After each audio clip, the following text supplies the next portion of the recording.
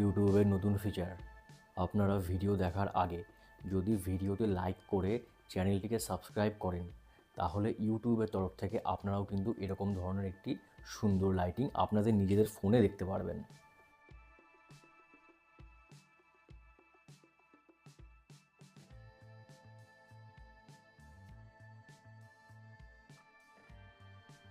এবার আসি মেন টপিকে।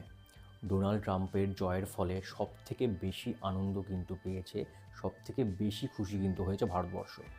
কারণ ডোনাল্ড ট্রাম্পের জয়ের ফলে ভারতবর্ষের সাথে আমেরিকার ফ্রি ট্রেড এগ্রিমেন্ট হওয়ার সম্ভাবনা কিন্তু অনেক বেশি বেড়ে গেছে।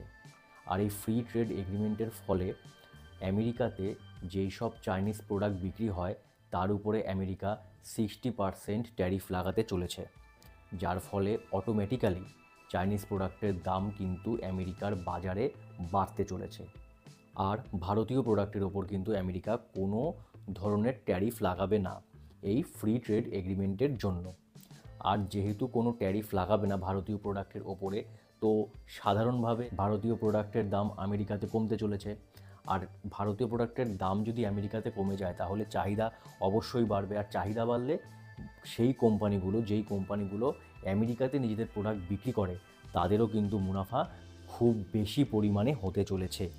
তো আপনারা এবার রিসার্চ করে দেখুন যে কোন কোন কোম্পানিগুলো আমেরিকাতে তাদের নিজের প্রোডাক্ট বিক্রি করছে, আর সেই সব কোম্পানিতে ইনভেস্ট করুন।